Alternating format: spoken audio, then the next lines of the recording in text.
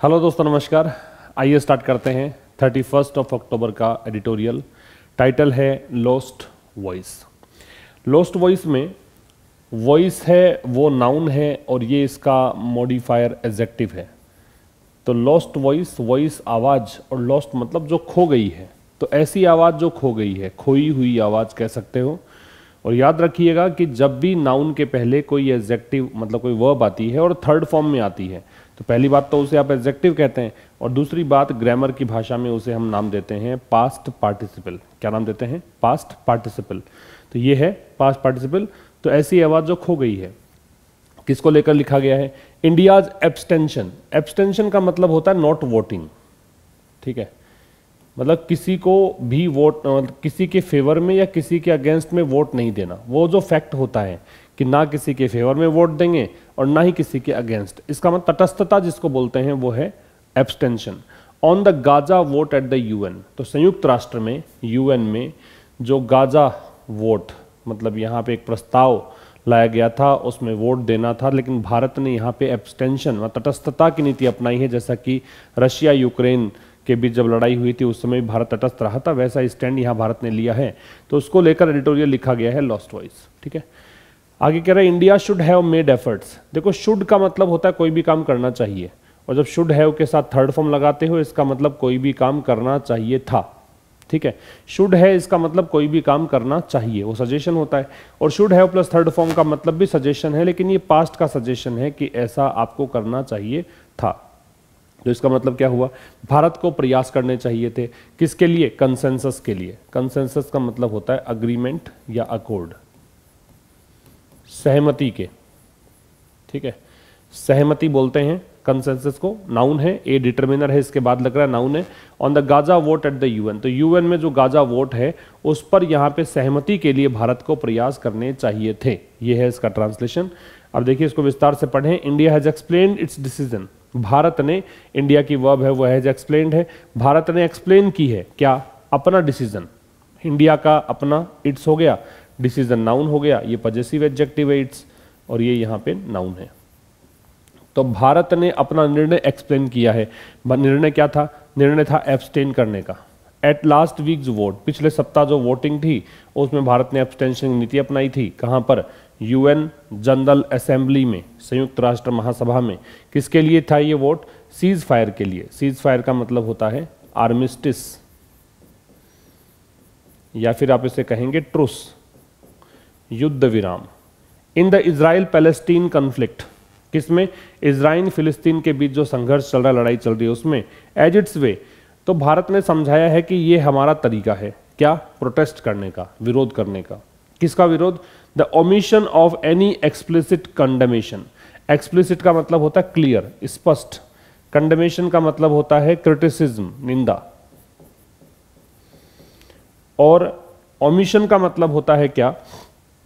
Omission का मतलब neglect भी होता है, फेलियर भी होता है, चूक कह सकते हो, ठीक है। नॉट एक्सक्लूडिंग भी होता है, जिसको इंक्लूड नहीं किया गया वो भी ओमिशन है, छोड़ दिया गया हो। तो भारत ने अपना जो ये डिसीजन है इसको समझाया है किस रूप में कि ये प्रोटेस्ट करने का तरीका, protesting the omission of any explicit condemnation, कि हम कोई भी स्पष्ट रूप से मतलब क्रिटिसिज्म किसी का नहीं करेंगे। ये जो ओमिशन है ये हमारा एक प्रोटेस्ट करने का तरीका है। Of the heinous October 7 terror attack. Heinous का मतलब होता है ग्रेव, जघन्य। ग्रेव हो, विकिड हो, कोई भी अपराध के लिए हीनस लगता है तो जघन्य अपराध है। अक्टूबर 7 का जो आतंकी हमला हुआ हमास के मिलिटेंट्स के द्वारा, हमास के उग्रवादियों के द्वारा, किस पर हमला हुआ? इजराइल पर। अटैक यहाँ पे नाउन है, इसके साथ देखिए ऑन लग सकता है, ठीक है। अटैक यहाँ वर्ब होती तो यहाँ ऑन लगता नहीं। रिपीट कर रहा हूँ, भारत ने एक्सप्लेन किया है, इंडिया सब्जेक्ट है, ये इसकी वर्ब है। क्या? अपना डिसीजन समझाया है, और डिसीजन क्या था वो बता रखा है यहाँ से लेकर और यहाँ तक। डिसीजन ये था कि भारत ने यहाँ पे पिछले सप्ताह जो वोटिंग थी यूएन जनरल असेंबली में सीज फायर के लिए, सीज फायर किस में? इन दोनों के बीच लड़ाई चल रही है इसके लिए, इस वोटिंग में हिस्सा नहीं लेने का जो डिसीजन है उसको एक्सप्लेन किया है किस रूप में? एज इट्स वे, कि ये तरीका है प्रोटेस्ट करने का। किसका? The omission of any explicit कंडेमेशन।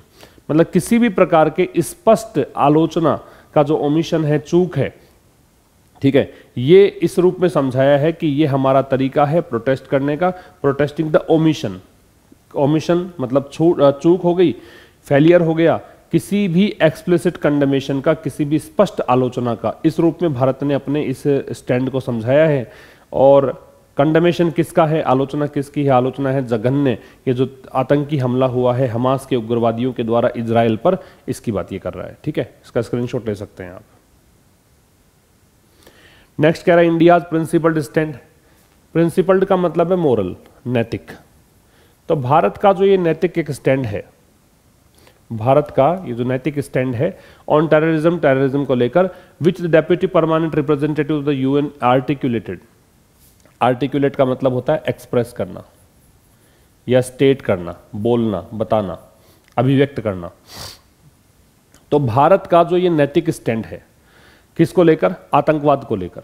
जो कि जो डेप्यूटी परमानेंट रिप्रेजेंटेटिव जो हैं यूएन के, इन्होंने समझाया, इन्होंने एक्सप्रेस किया। मतलब इस स्टैंड के बारे में इस व्यक्ति ने, ये जो रिप्रेजेंटेटिव है, स्थायी डेप्यूटी स्थायी जो प्रतिनिधि हैं यूएन के, इन्होंने जो यहाँ पे एक्सप्रेस किया है कि भारत का जो स्टैंड रहा है आतंकवाद को लेकर, उसके बारे में प्रश्न नहीं उठाया जा सकता। कैन नॉट बी क्वेश्चन, इसके बारे में प्रश्न नहीं उठाया जा सकता। ये पैसिव का स्ट्रक्चर हो गया है बी के साथ, थर्ड फॉर्म, ये पैसिव वॉइस हो गया। हावेवर, हालांकि, हावेवर जो है वो पिछले जो बातें आपने की है और उसमें जो भी आपने स्टेटमेंट दिया है उसका विरोध जताने के लिए आता है, मतलब विपरीत बातें करने के लिए आता है। फिर भी द डेथ टोल, जो मरने वालों की संख्या है, इज राइजिंग, ये इसकी वर्ब हो गई। डेथ टोल सब्जेक्ट हो गया, ये इसकी वर्ब हो गई। राइजिंग है वो इंट्रांजिटिव वर्ब होती है, मतलब इसके बाद में ऑब्जेक्ट नहीं लगता है। तो कह रहा है कि जो डेथ टोल है, मरने वालों की संख्या है, वो बढ़ रही है। And the need for global solidarity, और जो आवश्यकता है, नीड के साथ फॉर लगता है, याद रखिए नीड यहाँ नाउन है और इसके साथ फॉर प्रेपोजिशन लगेगा।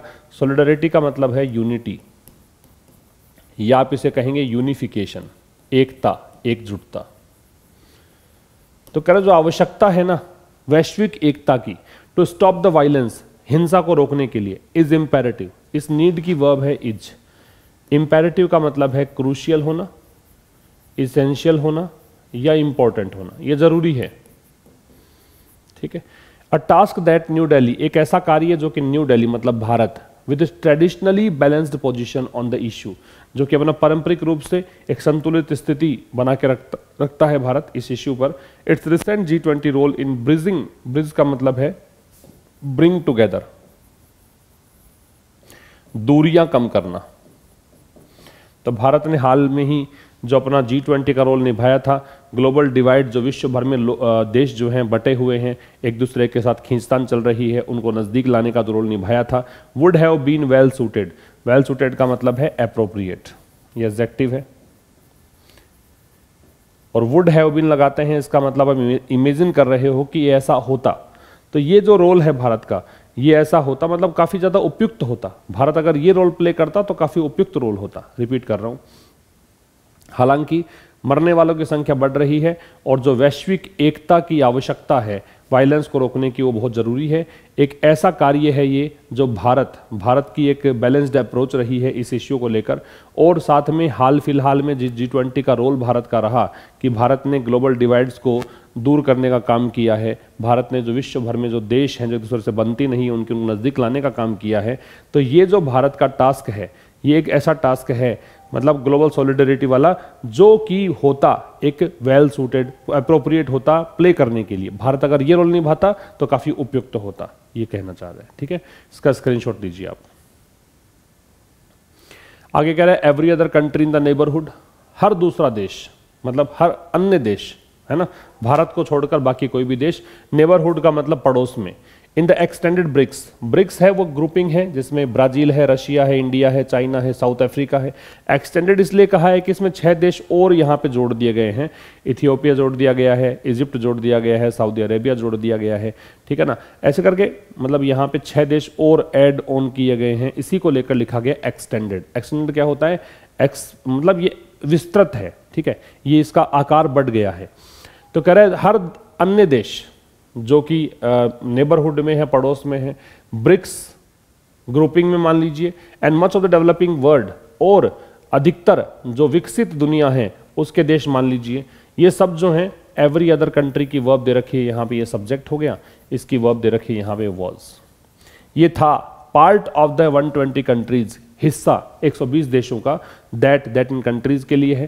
तो ये वो देश है जिन्होंने वोट किया है यूएनजीए रेजोल्यूशन प्रस्ताव होता है, कब की बात है, फ्राइडे की। जब पर्टिकुलर किसी डे या डेट की बात आप करते हो तो ऑन लगता है, तो फ्राइडे की ही बात है, इसलिए ऑन का प्रयोग है। तो चाहे आप ब्रिक्स की बात कर लीजिए, ब्रिक्स समूह जो कि एक्सटेंडेड है, यहाँ पे और देश भी ऐड किए गए हैं, और साथ में यहाँ पे डेवलपिंग वर्ल्ड जो विकसित दुनिया है उसकी बात आप कर लीजिए। इसमें हर देश ने, मतलब भारत को छोड़कर बाकी देशों ने, मतलब लगभग 120 देश यहाँ बता रखे हैं, तो 120 देशों का ये हिस्सा था, ठीक है, हर दूसरा देश, ठीक है। यहाँ पे हर अन्य देश जो है वो 120 देशों का हिस्सा है जिन देशों ने वोट किया है यूएनजीए प्रस्ताव के पक्ष में। फोर दिया है तो इसका मतलब इसके पक्ष में, अगेंस्ट होता तो इसके विपक्ष में। रेजोल्यूशन प्रस्ताव कब की बात है, फ्राइडे की। रिगार्डलेस ऑफ, रिगार्डलेस जो है वो एडवर्ब है, इसका मतलब है डेस्पाइट। हालांकि डेस्पाइट जो है वो प्रेपोजिशन होता है और ये एडवर्ब है, इसका मीनिंग मतलब ये डेस्पाइट देगा, मतलब के बावजूद, इस चीज की परवाह न करते हुए, इसके बावजूद। इट्स रीजनिंग, रीजनिंग का मतलब है लॉजिक।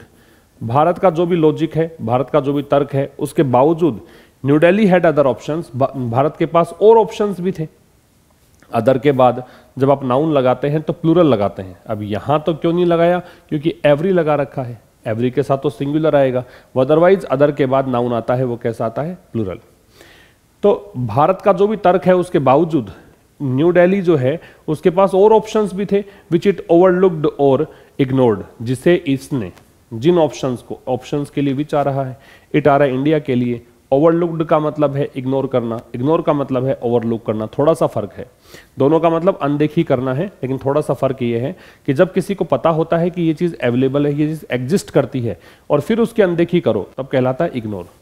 और जब किसी को पता नहीं होता है कि ऑप्शंस अवेलेबल हैं, वो चीज़ एग्जिस्ट करती है, और फिर अनदेखी करो तो उसको बोलते हैं ओवरलुक। तो यहाँ पे ऑप्शंस अवेलेबल होते हैं, पता होता है, व्यक्ति को जानबूझकर इग्नोर किया जाता है, और यहाँ पता नहीं होता है, जाने अनजाने में इग्नोर किया जाता है।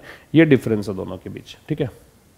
तो भारत के पास और ऑप्शंस भी थे, भारत ने जो लॉजिक दिया ठीक है, लेकिन इसके अलावा भारत के पास और ऑप्शन, जिसने भारत ने क्या किया, नेग्लेक्ट किया है, भारत ने दरकिनार, मतलब कहें कि ओवरलुक किया है, अनदेखी की है। इसका स्क्रीनशॉट लीजिए।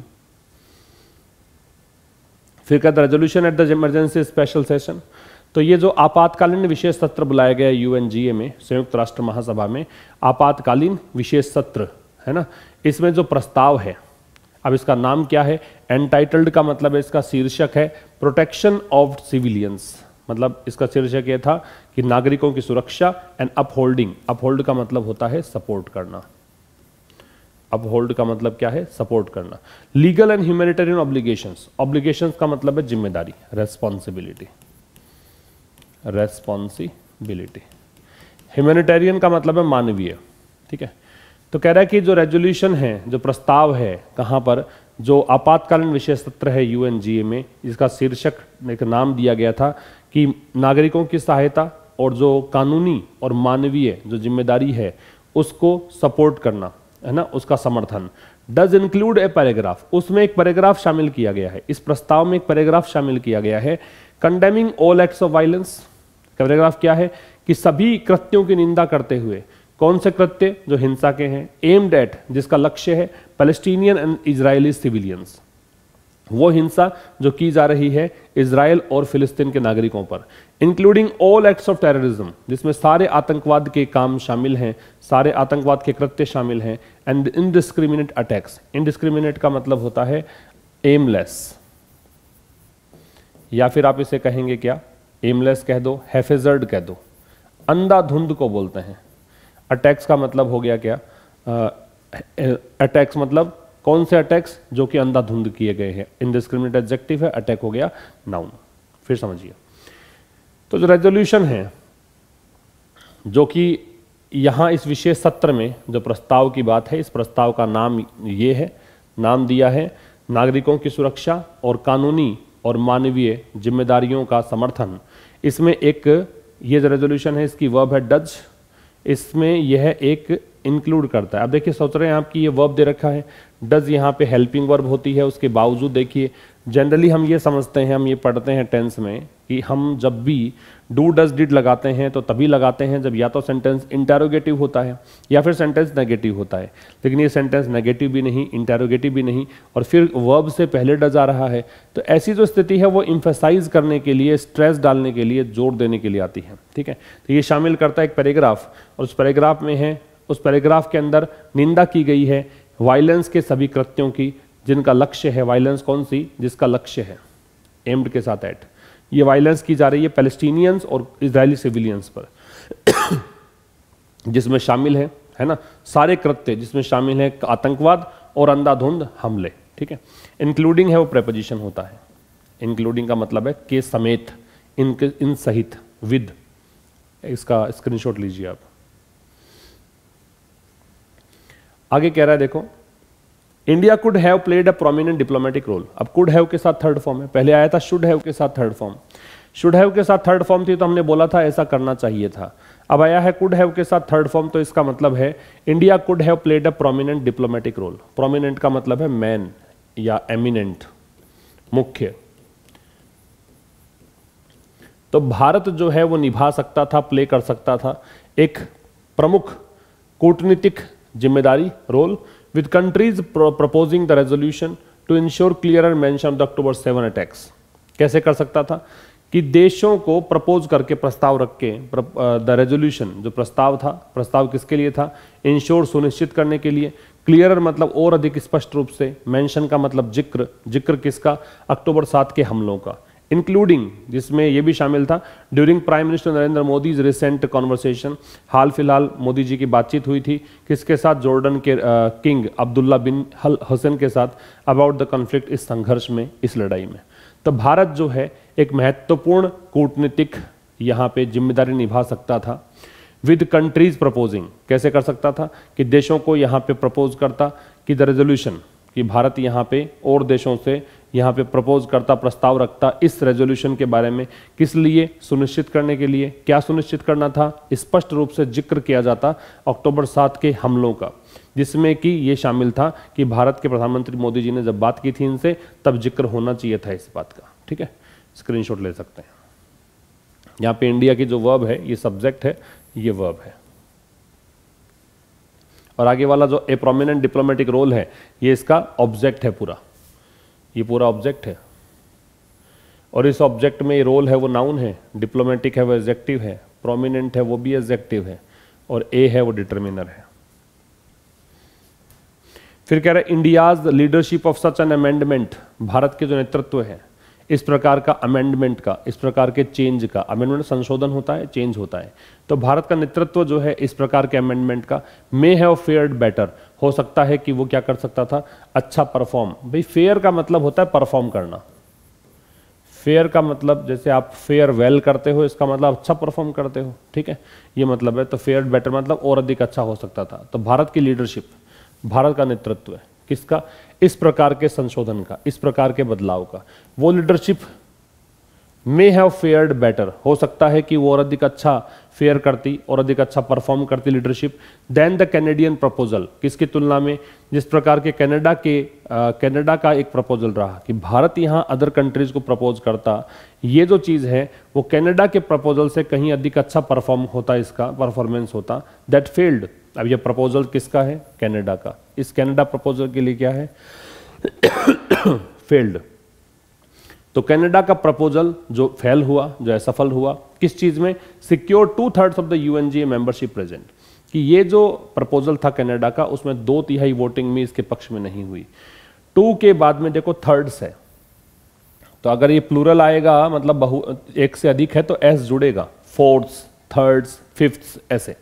अगर यहाँ 1 होता तो आगे एस नहीं होता। ठीक है, यूएनजीए मेंबरशिप प्रेजेंट, तो ये यूएनजीए देखो प्रेजेंट जब बाद में लगता है तो इसका मतलब होता है क्या, उपस्थित, और अगर पहले लगता है तो उसका मतलब होता है वर्तमान, ये फर्क पड़ता है। मेंबरशिप मतलब जैसे ये होता प्रेजेंट मेंबरशिप तो होता वर्तमान मेंबरशिप, और ये मेंबरशिप प्रेजेंट तो जितने भी सदस्य वहां मौजूद थे, जो उपस्थित थे, उनकी बात ये कर रहा है। तो कह रहा है कि भारत की लीडरशिप जो है इस प्रकार के अमेंडमेंट की, मतलब भारत अगर ऐसा बदलाव अपने रुख में लेके आता तो फिर ये अधिक अच्छा परफॉर्मेंस होता किसकी तुलना में, कनाडा के प्रस्ताव की तुलना में। कनाडा का कौन सा प्रस्ताव जो कि असफल रहा, 2/3 मेजोरिटी मतलब एक वोट हासिल करने में, यूएनजीए मेंबरशिप जो वहां उपस्थित थी उसमें से 2/3 वोट भी इसको नहीं मिले। ऑल्टरनेटिवली, वैकल्पिक रूप से, देखो दो चीजें होती हैं, एक होता है ऑल्टरनेटिव, ये होता है एक छोड़कर दूसरा, सॉरी ऑल्टरनेटिव विकल्प, और एक होता है ऑल्टरनेट। ऑल्टरनेट का मतलब होता है एक छोड़कर दूसरा। ये ऑल्टरनेट जो है ये एक छोड़कर दूसरा है और ये है विकल्प है, तो इसी से बना है ऑल्टरनेटिवली, वैकल्पिक रूप से। तो कह रहे हैं वैकल्पिक रूप से इंडिया कुड हैव वोटेड, फिर देखो कुड हैव के साथ थर्ड फॉर्म में, मतलब ऐसा हो सकता था, तो भारत यहां वोट कर सकता था फॉर द मोशन, मतलब इस मत के पक्ष में, इस प्रस्ताव के पक्ष में।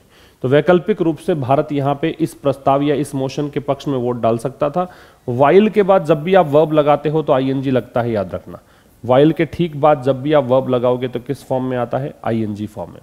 तो वैकल्पिक रूप से भारत यहां पे इस मोशन के पक्ष में वोट डाल सकता था while recording in its explanation of vote, और साथ में यहां पे अपने वोट का स्पष्टीकरण दे सकता था दैट इट रिग्रेटेड, कि भारत को खेद है। इट यहां पे आ रहा है इंडिया के लिए, रिग्रेटेड है वो इसकी वर्ब है, कि भारत को खेद है किस बारे में, the omissions of the specific references, कि हमने जो चूक की है, हमने जो जिक्र नहीं किया है किसका, विशेष जो संदर्भ है, to the October 7 attacks, October 7 attacks के बारे में, October 7 को हुए हमलों के बारे में जो विशेष एक रेफरेंसेज हो सकते हैं, जो क्या हो सकता है, संदर्भ हो सकते हैं, उसकी तरफ हमने इशारा नहीं किया, हमारे को खेद है, which is what France did, और ऐसा ही तो फ्रांस ने किया था। फ्रांस की वर्ब है वो डिड है, ठीक है। विच है वो इस जिक्र के लिए है, इसके लिए इस दे रखा है इसकी वर्ब। फिर समझिए, वैकल्पिक रूप से भारत यहां पे इस मोशन के पक्ष में वोट दे सकता था, क्या करते हुए, रिकॉर्ड करते हुए, दर्ज करते हुए अपना स्पष्टीकरण इस वोट का, ठीक है। क्या बोलता भारत कि हमें खेद है कि हमने स्पेसिफिक जो रेफरेंस होने चाहिए October 7 के हमलों को लेकर, उसमें हमने चूक की है, हमने इन चीज़ों को हमने इसका जिक्र नहीं किया, और ऐसा ही तो क्या किया था, फ्रांस ने किया था, ठीक है। तो ये था दोस्तों आज के इस एडिटोरियल में। मिलेंगे अब कल एक नए सेशन के साथ। टिल देन नमस्कार, थैंक यू वेरी मच।